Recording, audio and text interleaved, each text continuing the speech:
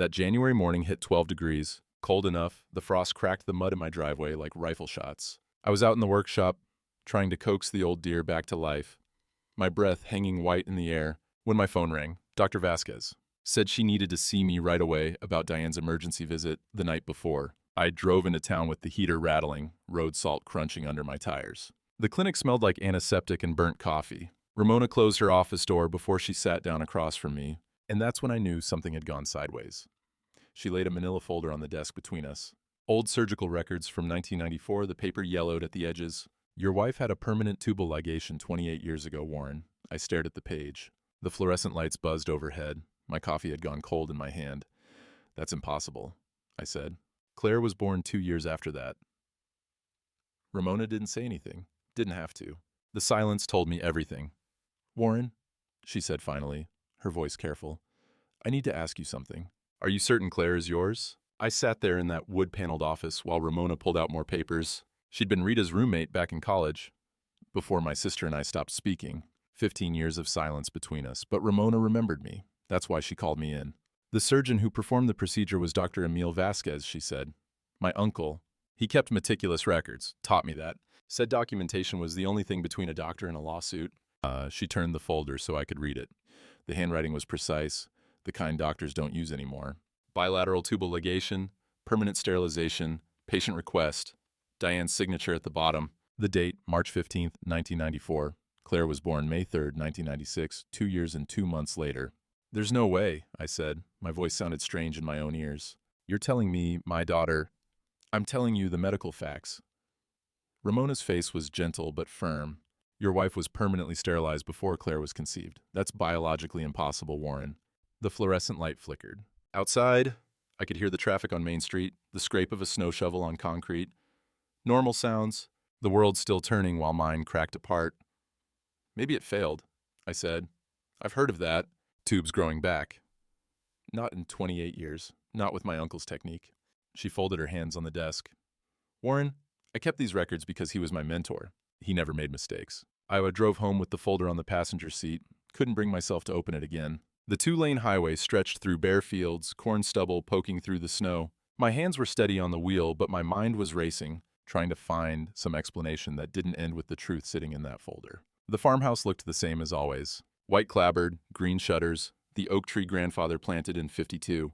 Diane's car was in the drive. I'd lived here my whole life. Thought I'd die here. Pass it on to Claire someday. Now I didn't know what the hell I'd be passing on, or to who. Diane was in the kitchen when I walked in, her back to me, washing dishes. The smell of bacon still hung in the air from breakfast. The radio played low on the counter, some talk show I couldn't focus on. How are you feeling? I asked. She turned, drying her hands on a towel. Better. Dr. Vasquez said it was just inflammation. Gave me something for it. I set my keys on the table. Didn't take my coat off. She showed me your surgical records. The towel stopped moving, just for a second, but I saw it. What records? From 1994, the tubal ligation. That's private medical information. Her voice went sharp. She had no right. So it's true. The records are wrong, Warren. She hung the towel on the oven handle, her movements too careful. I never had that procedure. It must be someone else's file. Your signature's on it. Then it's a mistake. She turned back to the sink. I don't know what to tell you. Maybe you should talk to a lawyer if you think Dr. Vasquez violated privacy laws. The kitchen window showed the workshop outside, the tractor I'd been working on that morning. Everything familiar, everything suddenly foreign. If the records are wrong, you won't mind taking another test, proving it. I'm not going through medical procedures to satisfy your paranoia. Her shoulders were rigid. I can't believe you'd even ask. My phone rang, Claire's name on the screen. I answered without thinking. Hey, sweetheart. Dad, I can't make Sunday dinner. Her voice was rushed, distracted. Got a client thing, maybe next week. That's 3 weeks in a row. I know. I'm sorry. Work's just crazy right now. I'll call you later, okay?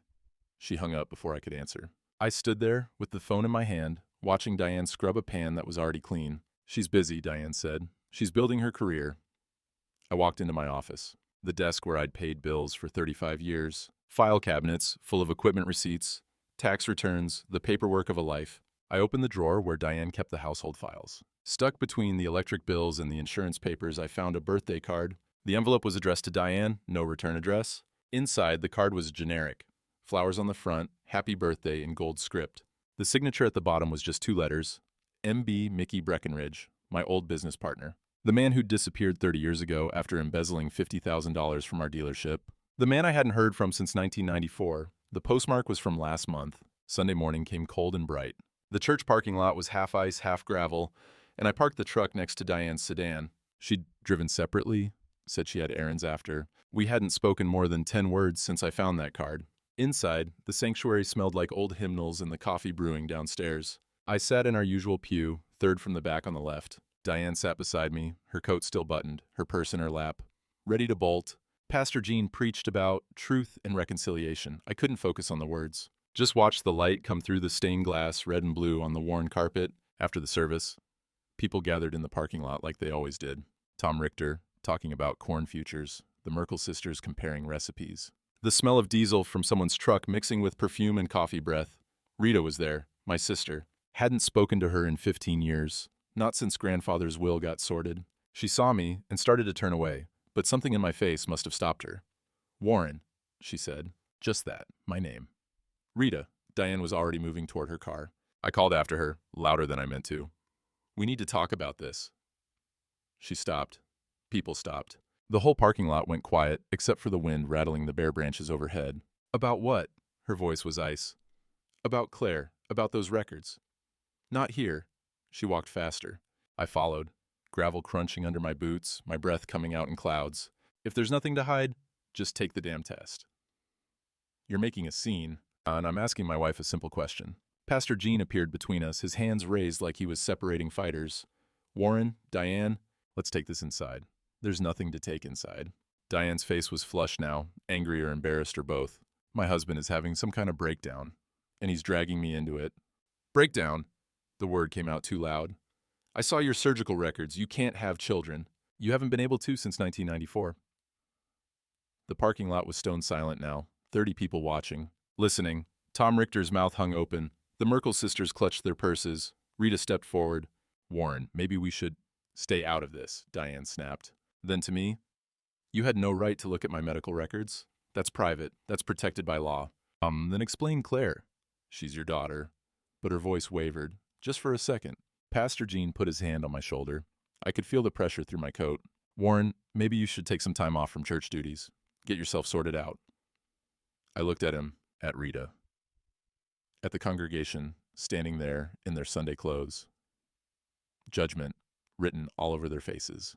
In their eyes, I was the crazy one, the husband losing his grip, the old man who couldn't accept his wife's word. Diane got in her car and drove away. The sound of her engine faded down Main Street. I stood there in the parking lot, alone, while people whispered and shook their heads and went home to their Sunday dinners. Rita touched my arm. Call me, she said quietly. Then she left too. The envelope was waiting in my mailbox when I got home. No stamp, no return address. Just my name written in block letters. Inside were photocopies. 6 quitclaim deeds for my property filed with the county over the past 8 months. Every one of them signed by me, transferring portions of my land to Claire, except I'd never signed them. I called Cal Turner. He'd been my attorney for 30 years, handled the dealership paperwork back when Mickey and I were partners. His voice was rough with age, but his mind was sharp as ever. Get to my office, he said after I told him. Right now. In his office, he spread the deeds across his desk. The smell of pipe tobacco and old law books filled the room. He studied each signature through his reading glasses, comparing them to my real signature on the documents I'd brought. These are good, he said. Damn good. But look here. He pointed to the tremor in one of the signatures. Your hand's been shaking more.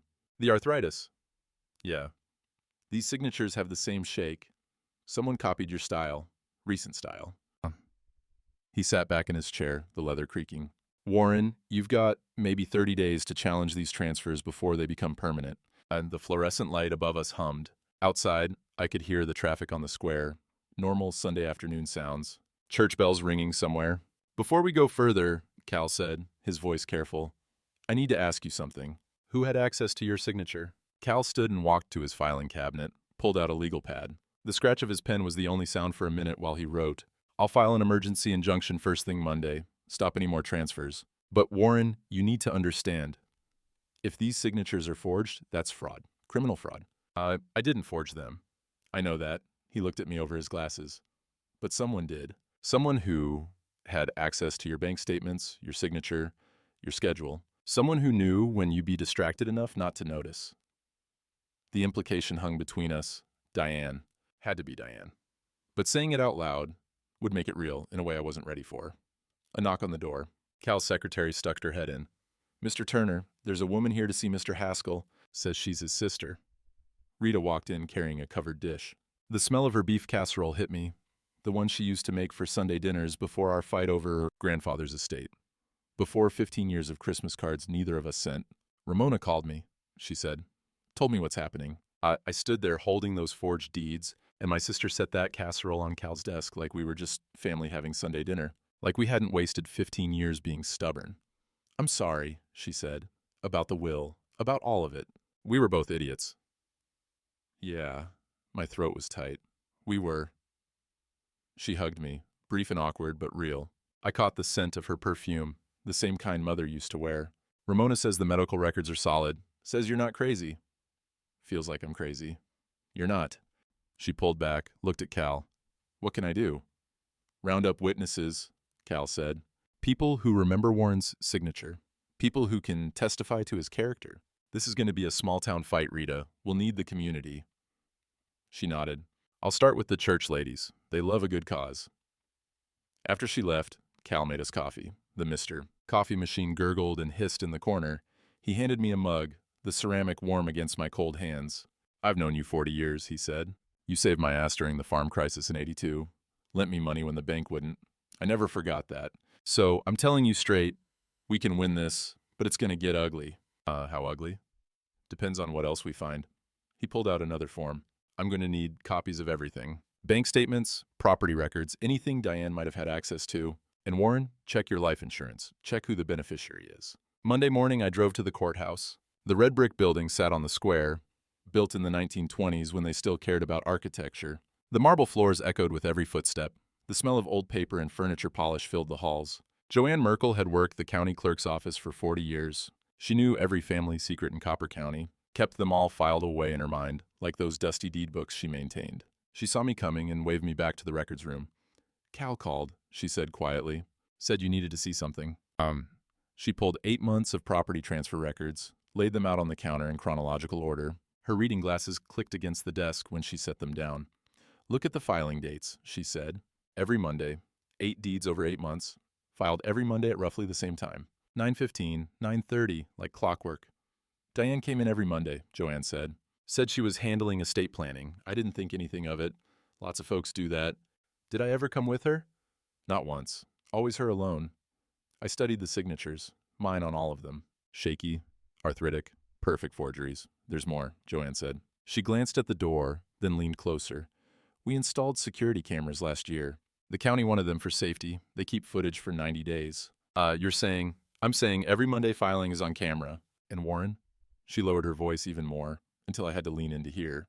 "Last Monday, Diane was in here with a young man. Dark hair, expensive watch. I didn't recognize him at first. But then I remembered the old photos from when you and Mickey Breckenridge ran the dealership." My blood went cold. "You're sure?" "Looked just like him, older, but the same face, same walk." She touched my hand, her fingers warm. "Warren, I've known your family since your grandfather bought that land in 1944. Whatever's happening here, it's not right. I'll testify to that." The courthouse clock tower chimed 10. The sound echoed through the marble halls. Outside the window, I could see the town square, the statue of the war memorial, the normal Monday morning of a place I'd lived my whole life. Joanne pulled a folder from her desk drawer. "I made copies. Date, stamps, signatures, everything. Cal will need these." She handed me the folder. Inside were 8 months of my wife's Monday mornings. 8 months of stealing my land one deed at a time while I worked in the shop, or checked fence posts, or did any of the 100 things a man does when he trusts his family.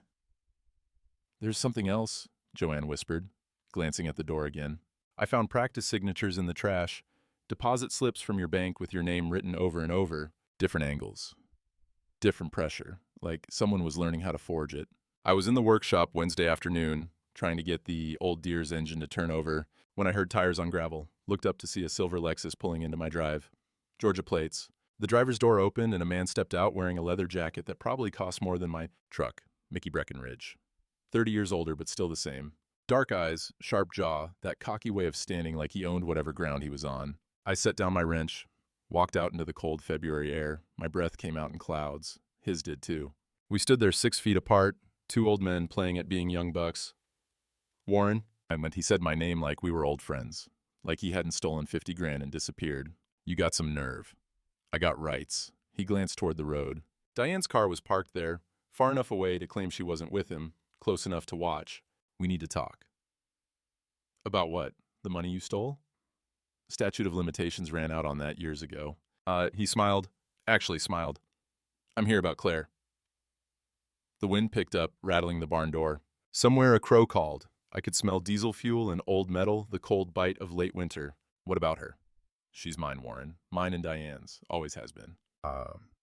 He pulled out his phone, showed me photos. Claire as a baby, Claire at 5, Claire graduating high school. Pictures I'd never seen. I've been in touch, whole time, supporting her, being her father, even when you thought you were. My hands curled into fists. You're lying. DNA don't lie. Neither do bank records. He pocketed the phone. I've been sending Diane money for 28 years, $2,000 a month. Every month, for my daughter. Now get off my property. Your property? He laughed. That's what I came to talk about. See, Claire's my blood, my only kid, and this land, 200 acres worth, what, 2-3 million to developers? That's her inheritance, her birthright. This land's been Haskell land since 1944. But Claire ain't a Haskell, is she? He stepped closer.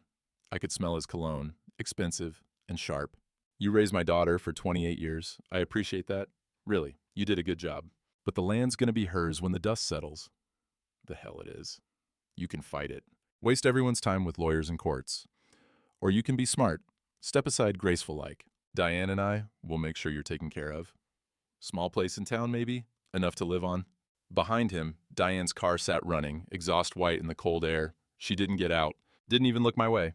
Tell Diane, I said, my voice shaking with rage, that she can come talk to me herself, or through lawyers.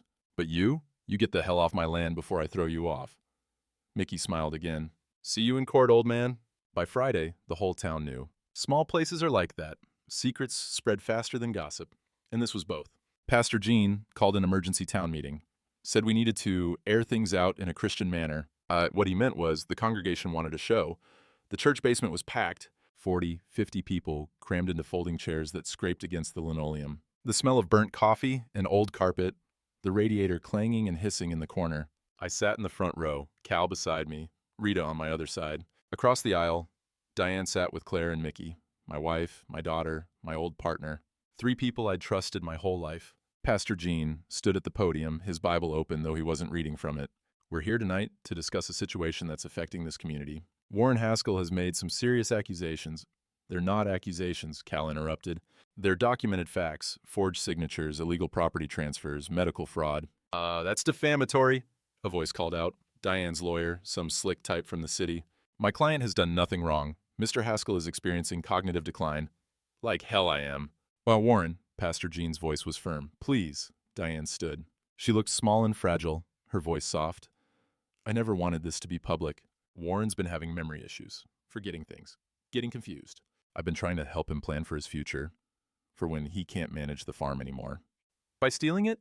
I was on my feet now. By protecting it. By making sure Claire inherits what's rightfully hers. Claire isn't mine. The words came out louder than I meant. The room went silent. Even the radiator seemed to stop hissing. Medical records prove you had permanent sterilization in 1994.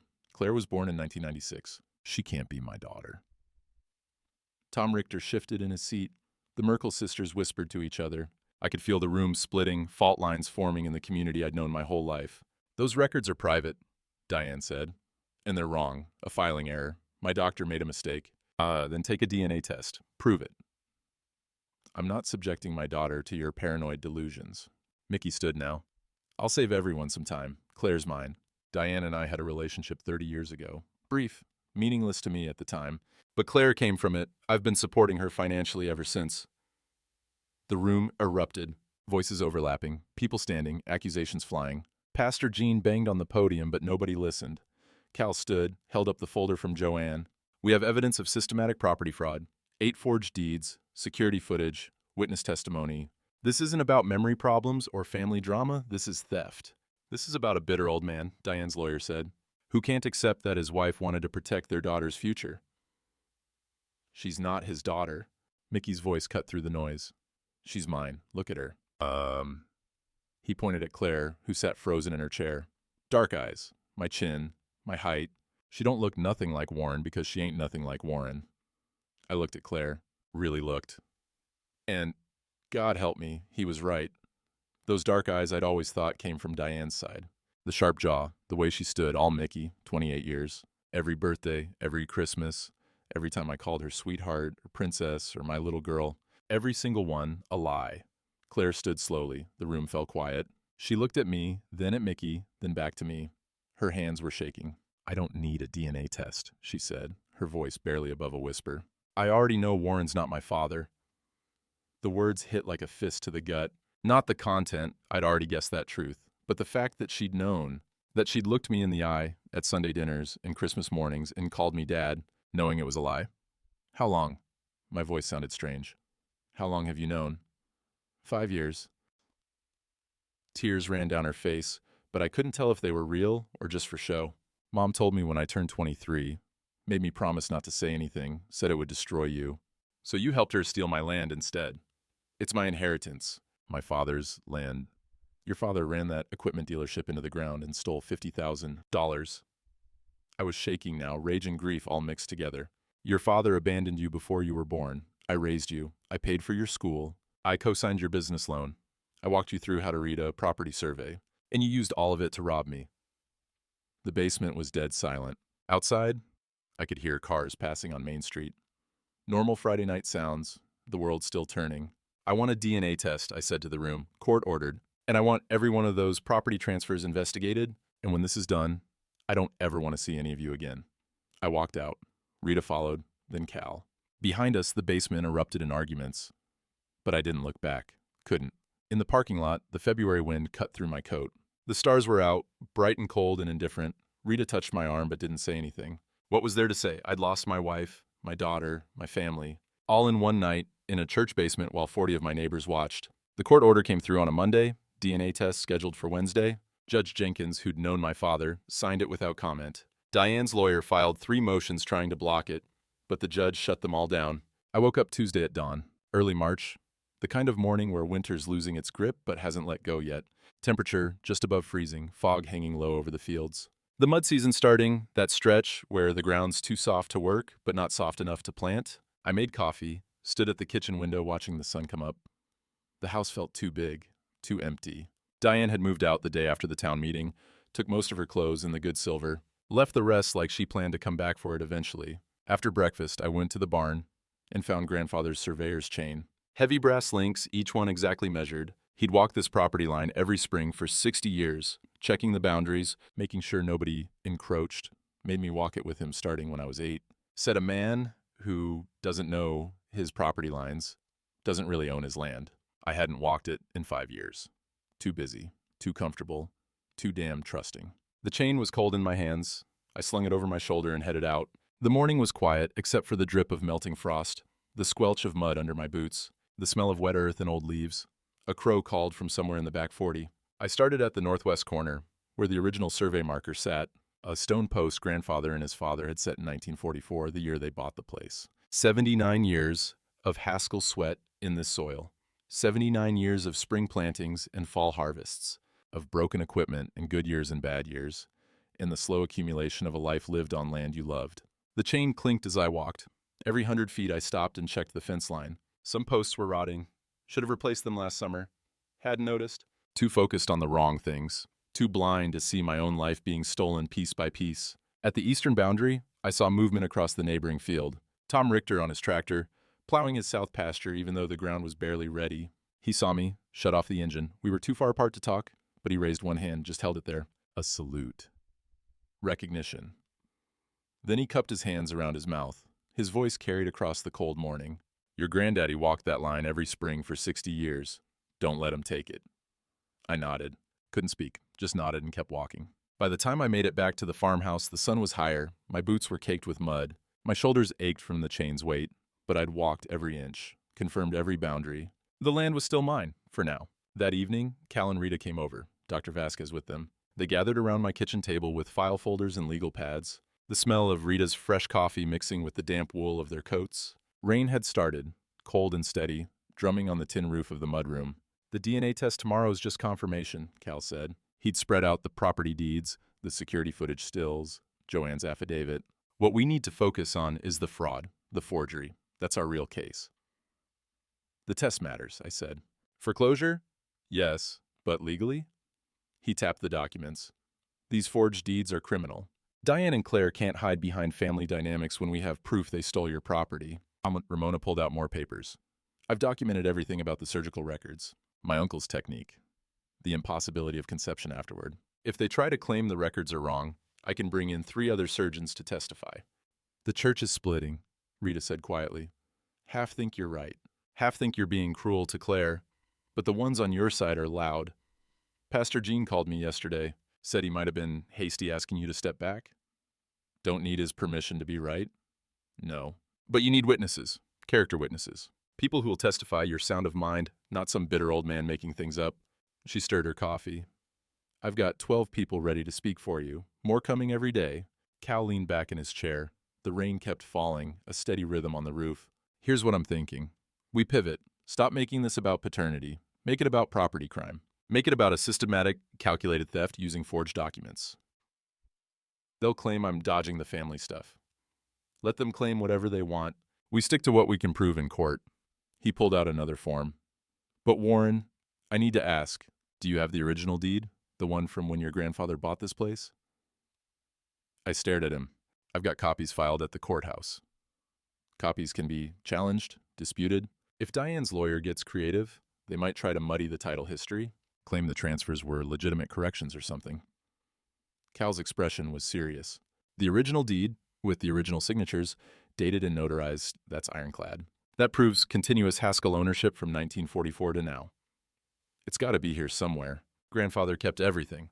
Find it, Cal said, before Wednesday. Because if they're willing to forge 8 deeds, they're willing to claim anything. We need proof that can't be questioned. After they left, I stood in the workshop staring at Grandfather's old tool bench. 70 years of accumulated equipment and parts and the debris of a farming life. If he'd kept the original deed, it would be somewhere important, somewhere safe. Somewhere only family would know to look. The rain kept falling. The temperature was dropping. By morning, it might be ice again. Winter making one last stand before spring pushed through. I pulled on my work gloves and started searching. The DNA results came back Friday morning. 0% match. The paper sat on Cal's desk between us, clinical and final. Claire wasn't mine, never had been. 28 years of fatherhood erased by a lab report and a string of numbers. Now we move, Cal said. Pretrial hearing is Monday. Diane's lawyer filed a motion claiming you lack mental capacity to challenge the property transfers. They're saying I'm senile. They're saying you're confused, forgetful, that the transfers were made with your consent during periods of cognitive decline. He pushed the motion across to me. It's their play. If they can get the judge to question your competency, they undermine everything. Monday morning, the courthouse was cold. The marble floors echoed with footsteps, the smell of old wood polish, and the radiator steam that never quite heated the place. Judge Ava Jenkins presided, a woman in her 60s who'd grown up 3 farms over from mine. Her father and mine had served on the school board together. Diane's lawyer was younger, sharp-suited, carrying a briefcase that probably cost more than my truck. He stood and addressed the judge with the kind of confidence that comes from city practice. Your Honor, we have concerns about Mr. Haskell's mental state.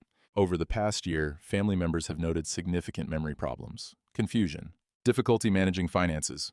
The property transfers in question were made during this period with Mr. Haskell's full knowledge and consent. His current claims otherwise suggest a concerning level of cognitive impairment. Cal stood. Your Honor, that's speculation presented as fact. We have medical evidence. I have testimony, the lawyer interrupted. He called Diane to the stand. She wore a conservative dress, her hair pulled back. She looked worried, concerned, the dutiful wife dealing with her declining husband. Mrs. Haskell, can you describe your husband's behavior over the past year? He's been forgetful? Her voice was soft, misplacing things, forgetting appointments. Sometimes he'd tell me the same story 3 times in one evening. I was worried. Did you discuss these concerns with anyone? With Claire, with Pastor Gene? I didn't want to embarrass Warren, but I was scared. My own mother had dementia. I know the signs. The lies came so smooth, so practiced. I sat there watching her perform, and part of me wondered if she'd been performing our whole marriage. if I'd ever really known her at all. Cal stood for cross-examination. Mrs. Haskell, you claim your husband was forgetful.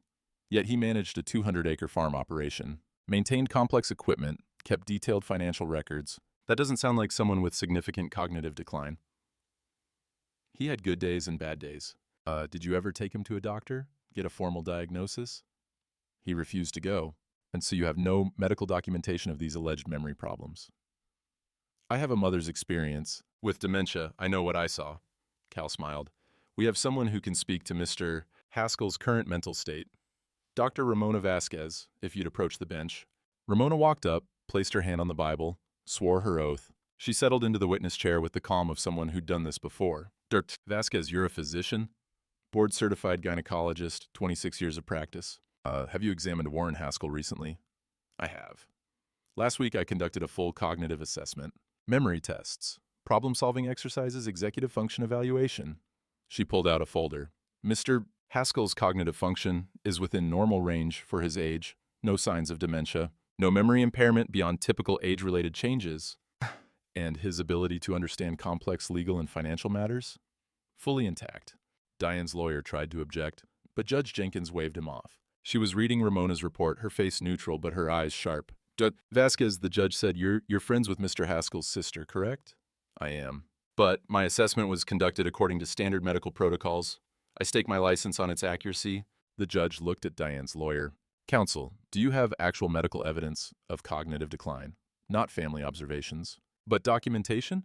Your Honor, Mrs. Haskell's testimony is not medical evidence. Judge Jenkins set the report down. I knew Warren's father, knew his grandfather. The Haskells are a lot of things, but confused isn't one of them. Motion denied. We proceed on the assumption that Mr. Haskell has full mental capacity. The gavel came down. The sound echoed into the courtroom. After the hearing, Cal and I walked back to his office. The March wind was picking up, carrying the smell of rain. We passed Joanne, coming the other direction. She had a folder under her arm and a look on her face that meant she'd found something. My office, she said. Now.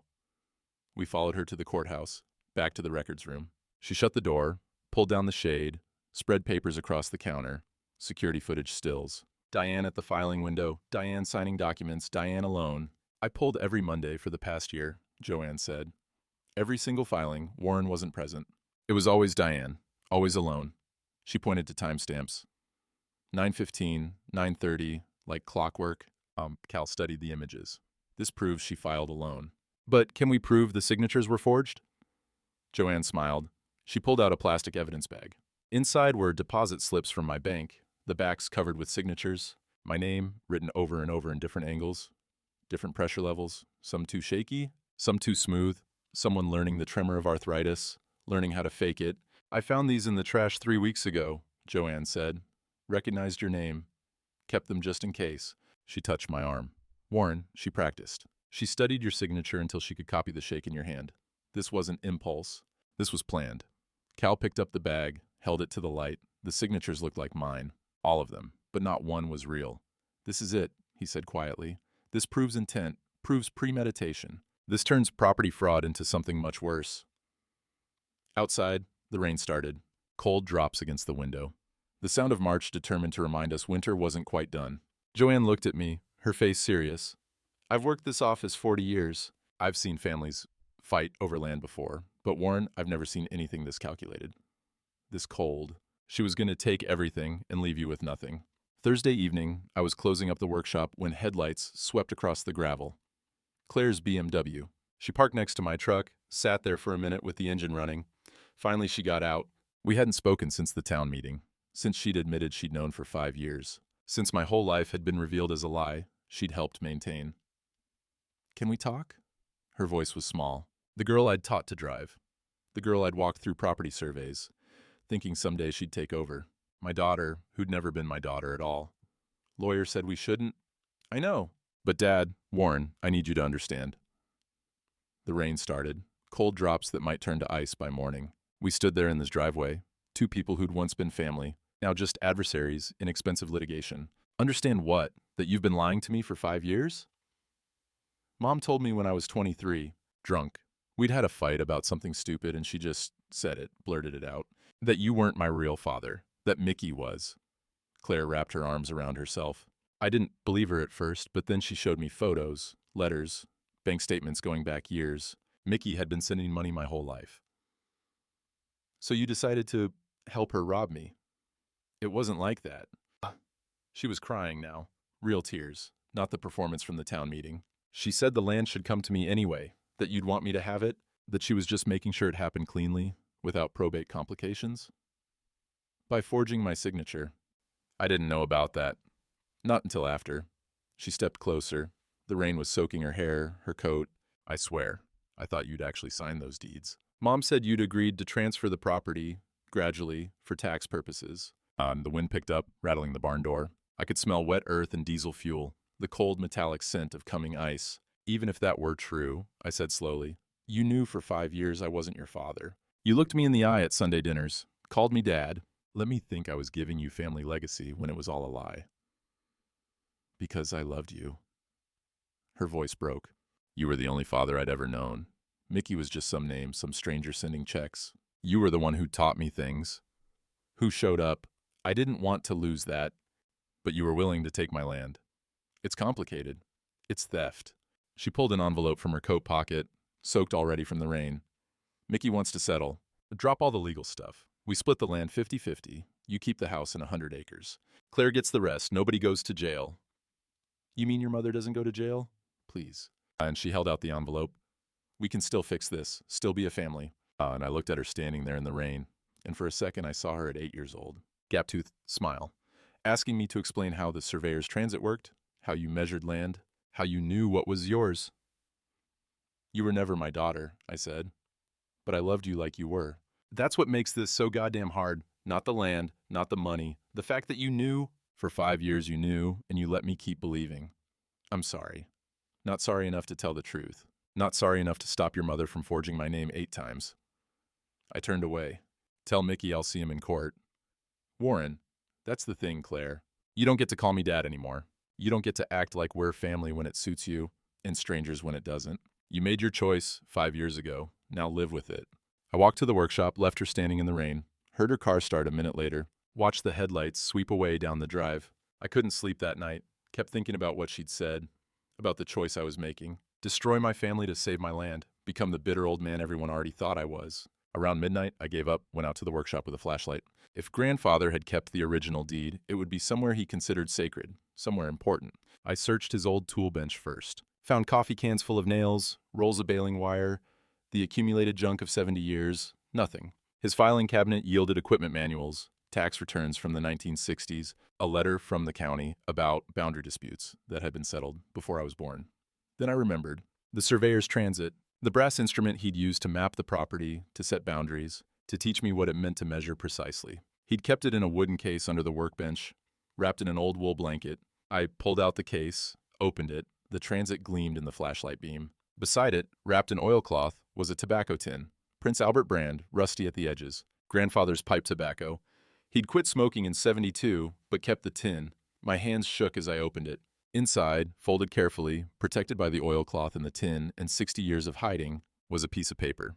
Heavy stock, legal weight, the ink faded, but still legible. Warranty deed, 200 acres, Section 12, Township 5. Sold to Edgar Haskell, January 1944. 2 signatures at the bottom. The seller, my great-grandfather, and below that, in grandfather's careful handwriting, a note written on the margin, for Warren Jr. And when the time comes, hold the line. Some things are worth fighting for. Granddad, 1944. He'd known. Somehow he'd known that someday this land would be threatened. That someday I'd need proof that couldn't be forged or disputed or stolen by people who wanted to turn 80 years of family sweat into developer money. I sat there in the workshop, the deed in my hands, and understood what he was telling me. The land wasn't just property, it was continuity. It was every morning he'd walk these fence lines, every harvest, every winter survived, every spring planted. It was the accumulated weight of a life lived in one place, with integrity, with purpose. Claire had offered me a compromise. Mickey had offered me peace. But compromise and peace, built on lies, weren't worth having. I was going to court, and I was going to win. The property hearing was set for late April. By then, spring had finally broken through. The fields were green, the mud had dried enough to work, and the morning I drove to the courthouse smelled like fresh earth and growing things. The courtroom was packed. Every seat taken, people standing along the back wall. Tom Richter, and his wife in the third row. The Merkel sisters with their knitting. Half the congregation from church, split down the middle like a wedding where the families hate each other. Joanne Merkel sat behind the clerk's desk, official but with the slightest nod when I walked in. Diane sat at the defense table with her lawyer, Mickey beside them, uncomfortable in a suit. Claire at the end, staring at her hands. Judge Jenkins took the bench. The room fell silent, except for the radiator hissing and somebody's cough in the back. "We're here to adjudicate the validity of 8 property transfers," the judge said. "Mr. Turner, you may proceed." Cal stood. His bolo tie was straight, his suit pressed. He'd been practicing law in this town for 40 years, and he knew how to work a room. "Your Honor, we'll prove 3 things today. First, that Warren Haskell never consented to these transfers. Second, that his signature was systematically forged. Third, that this was a calculated conspiracy to steal his ancestral property." He called me to the stand first. I put my hand on the Bible, swore to tell the truth, settled into the witness chair. The wood was worn smooth by decades of testimony. "Mr. Haskell, how long has your family owned this property?" "Since January 1944. My grandfather bought it, 200 acres. Worked it until he died in '89. Left it to my father, who left it to me." "And these transfers?" Cal held up the 8 deeds. "Did you sign them?" "No, sir." Did you authorize anyone to sign them on your behalf?" "No, sir." Did you even know they existed until February of this year?" "Not until I got an anonymous envelope with copies. That's when I found out my land was being stolen." Cal nodded. "Let's talk about why someone might want to steal your land. Dr. Vasquez testified earlier about medical records. Can you explain what those records showed?" I told them. The whole courtroom. About the tubal ligation in 1994. About Claire being born in 1996. About the biological impossibility of her being my daughter. Diane's lawyer objected twice, but Judge Jenkins overruled him both times. "The medical records prove your wife lied to you for 28 years, Cal said. "About your daughter's paternity. What else did you discover?" "That she'd been filing quitclaim deeds every Monday for 8 months. That Mickey Breckenridge, my old business partner who stole $50,000 from me in '94, was Claire's real father. That he'd been sending money to Diane all those years." The courtroom murmured. Judge Jenkins banged her gavel once. Cal pulled out the security footage stills. "Your Honor, these show Mrs. Haskell filing documents alone. Every Monday. Mr. Haskell was never present." He called Joanne next. She testified about the pattern of filings, the timestamps, the fact that I'd never accompanied Diane once. Then Cal produced the evidence bag with the practice signatures. "Mrs. Merkel, what are these?" "Deposit slips from Mr. Haskell's bank. I found them in the trash at the county clerk's office 3 weeks ago. The backs are covered with practice signatures. Someone was learning to forge his handwriting, learning to copy the tremor from his arthritis." She passed the bag to the judge. Jenkins studied them, her face unreadable. "How many practice signatures are here?" 47, Your Honor. 47 times Diane had practiced my name, studied the shake in my hand, perfected the forgery. The calculation of it made my stomach turn. Cal called Tom Richter next. Then Ed Fletcher from the feed store. Then 3 other farmers who'd known grandfather. One by one, they testified about the Haskell family working that land for 80 years, about my reputation, about the fact that I'd never mentioned wanting to transfer property to Claire. "Warren's grandfather walked that property line every spring for 60 years, Tom said. Taught Warren to do the same. A man who walks his land like that don't give it away without a word to his neighbors." Finally, Cal turned to me. "Mr. Haskell, do you have the original deed, the one from 1944? I pulled out the tobacco tin. The courtroom went quiet. I opened it, unfolded the oilcloth, took out the deed. The paper was yellowed but intact, the signatures clear, grandfather's note in the margin. "This is the warranty deed from January 1944, I said, when my grandfather bought this land. He kept it hidden, safe, knew someday someone might try to take what wasn't theirs." I handed it to the judge. She read it carefully, read grandfather's note, looked up at me with something that might have been respect. "For Warren Jr., when the time comes, hold the line," she read aloud. Then to the room, "This deed establishes clear title from 1944 to present. No gap in ownership, no ambiguity." And Diane's lawyer stood. "Your Honor, this is all very dramatic, but my clients maintain that Mr. Haskell consented to—" "I have something to say," Claire's voice cut through the courtroom. She was standing, her face pale. "I need to say something." The judge looked at Diane's lawyer. "Counsel?" "I advise my client not to. I don't care." Claire stepped forward. Her hands were shaking. "I knew. I've known for 5 years that Warren wasn't my biological father. My mother told me when I was 23. And I knew about the property transfers. Not at first, but for the last year I knew." Diane tried to grab her arm. Claire pulled away. "I thought it was fair," she said, her voice breaking. Mickey's my real father. The land should come to me eventually anyway. Mom said Warren would understand, that we were just planning ahead. She looked at me. But I didn't know she was forging your signature. I swear I didn't know that until Cal showed me the practice slips. I thought you'd actually sign them. Did you know about the embezzlement? Cal asked quietly. Claire stopped. What? Cal pulled out bank records. Mickey Breckenridge stole $50,000 from his partnership with Warren in 1994. The same year you were born. The same year he left town. We have statements showing he sent that money to your mother to support his affair baby, to buy her silence. Mickey lunged from his seat. That's a goddamn lie. Sit down, Mr. Breckenridge. Judge Jenkins's voice was steel, but Mickey kept talking, his face red. I took that money to support my kid, my daughter.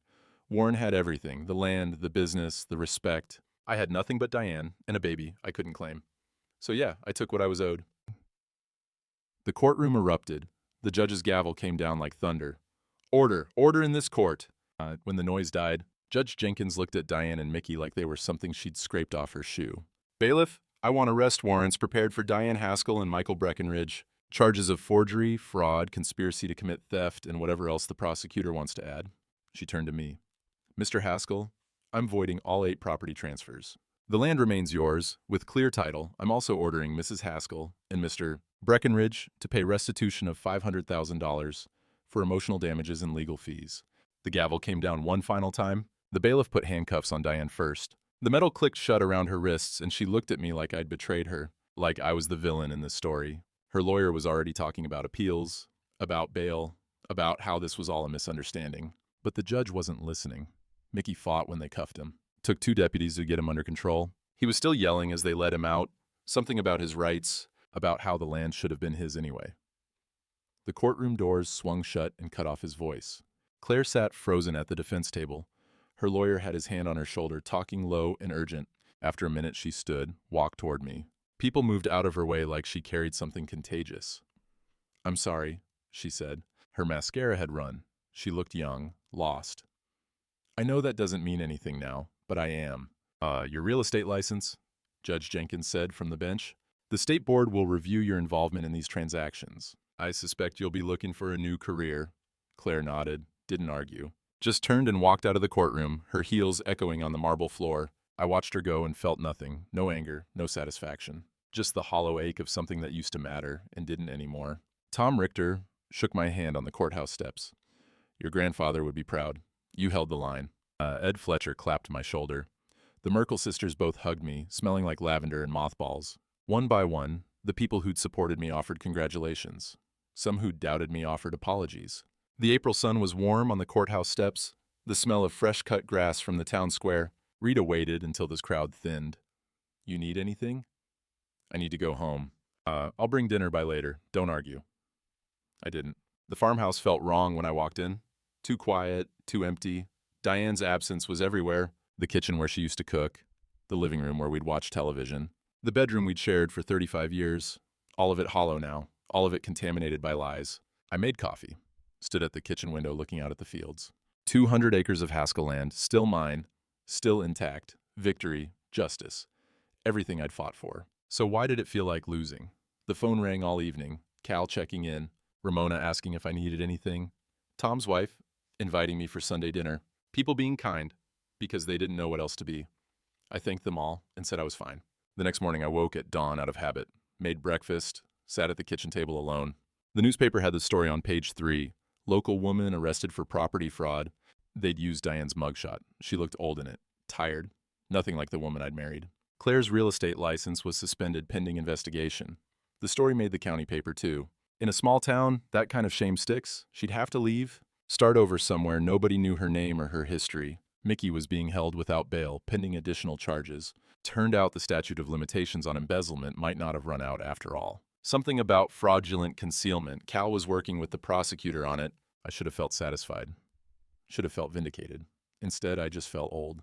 Rita brought dinner that Friday. Pot roast with potatoes and carrots, the way Mother used to make. We ate at the kitchen table. The silence comfortable between us. 15 years of not speaking, then 3 months of standing together, and now we were family again. Strange how crisis clarifies things. You did the right thing, she said finally. Did I? You think you should have let them steal it? Let Diane forge your name and walk away with 82 years of family land? No, but I could have taken the settlement, split it, kept some kind of family, even if it was broken. That wasn't family, Warren. That was people using you. She pushed the potatoes around her plate.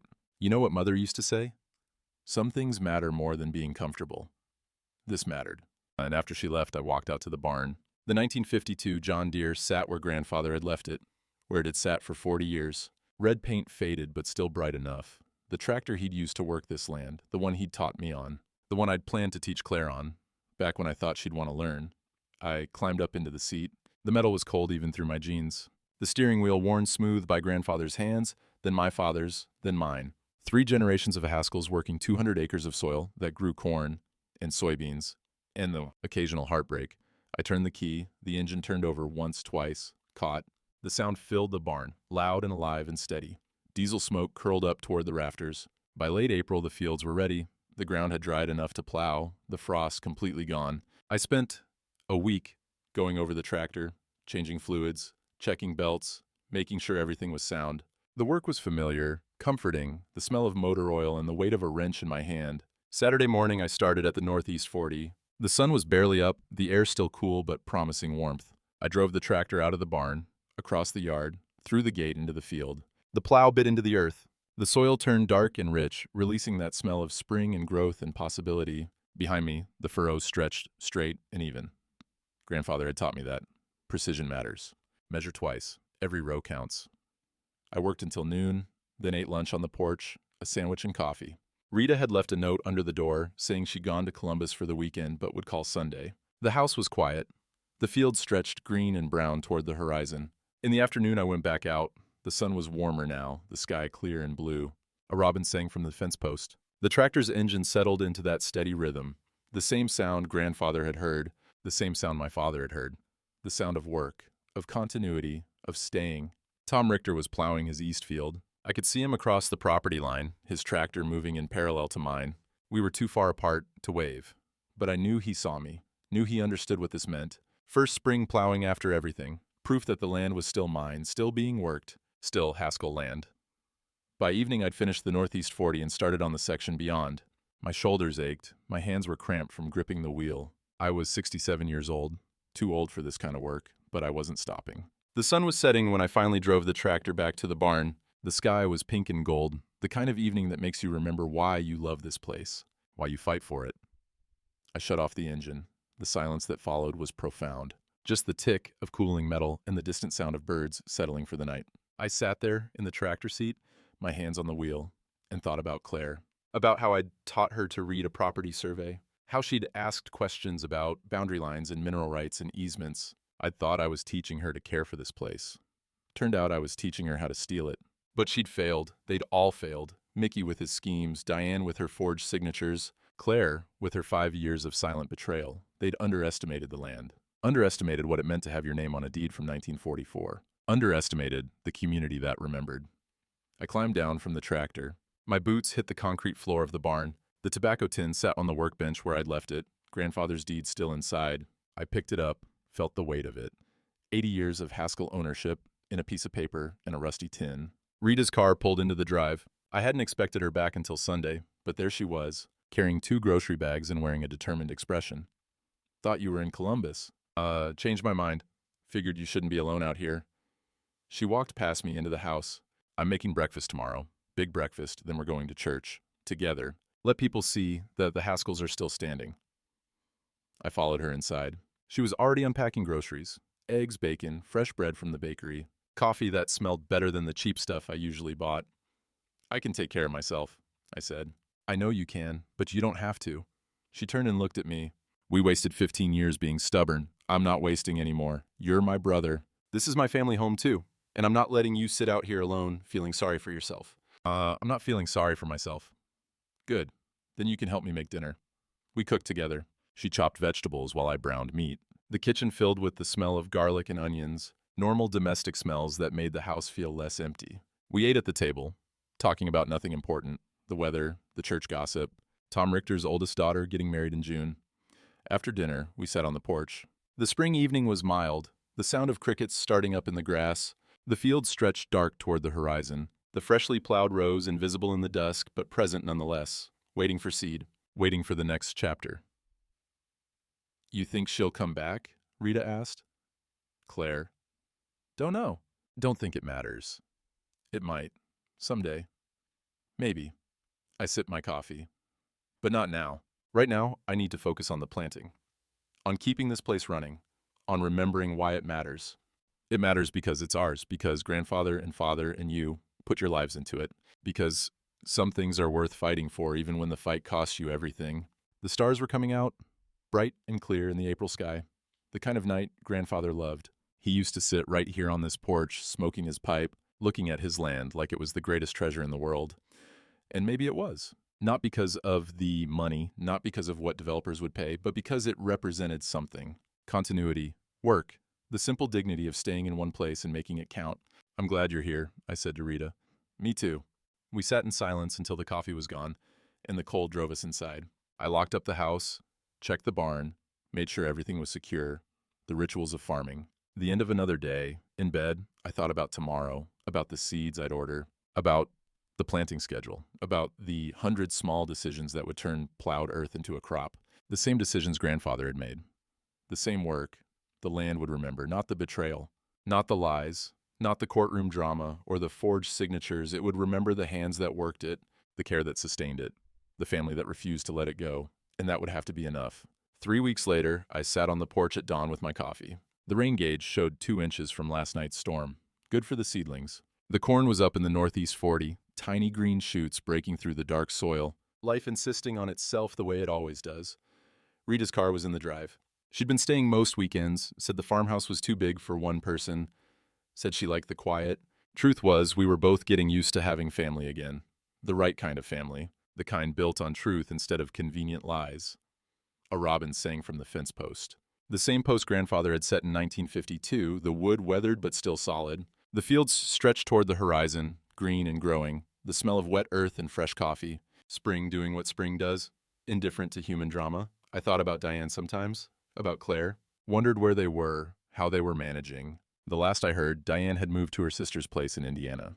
Claire was working at a grocery store in Columbus, her real estate career finished. Mickey was still fighting his charges, looking at serious prison time for the embezzlement and the fraud. Part of me felt bad about that. The part that remembered Sunday dinners and birthday cakes and 28 years of thinking I was a father. But that part was smaller now, quieter. I'd learned to live with it the way you learn to live with an old injury that aches when the weather changes. The land didn't care about any of it. The land just grew what you planted and stayed silent about the rest. Grandfather understood that. It's why he walked these fence lines every spring, why he kept that deed hidden safe. He knew that ownership wasn't just paper and signatures. It was the accumulated weight of showing up, of staying when staying was hard. Some battles you win with noise. This one I'd won with receipts and old tobacco tins and the testimony of people who'd watched 3 generations of Haskells work the same 200 acres. But the real victory wasn't in the winning. It was in the morning coffee, in the rain gauge, in the seedlings that would become a harvest. It was in Rita's casserole dish drying by the sink, in Tom Richter waving from across the property line, in the robin singing and the corn growing, in the simple fact of still being here. The land remembers who loved it and who tried to sell it. Mother was right about that. Right about keeping records. Right about measuring twice. From the kitchen window, I saw Rita making breakfast, heard the sizzle of bacon, smelled the coffee brewing, normal sounds, the kind that matter more than you realize until they're threatened. I stood, stretched, felt my joints protest the cold night. 67 years old and still working, still here. The tobacco tin sat on the table beside me, grandfather's deed safe inside. Someday I'd pass it on, maybe to Rita's kids if she ever reconnected with them. Maybe to someone else who understood what it meant to hold the line. The sun cleared the tree line, warming the porch boards. The dew was burning off the grass. Another spring day in a long line of spring days stretching back to 1944 and forward to whenever. I picked up my coffee, took a sip, looked at my land. Some things last, that's the lesson. Not families necessarily, though you hope for that. Not love, though you try. But the land lasts. The work lasts. The simple dignity of staying true to what matters, even when the cost is everything you thought you wanted.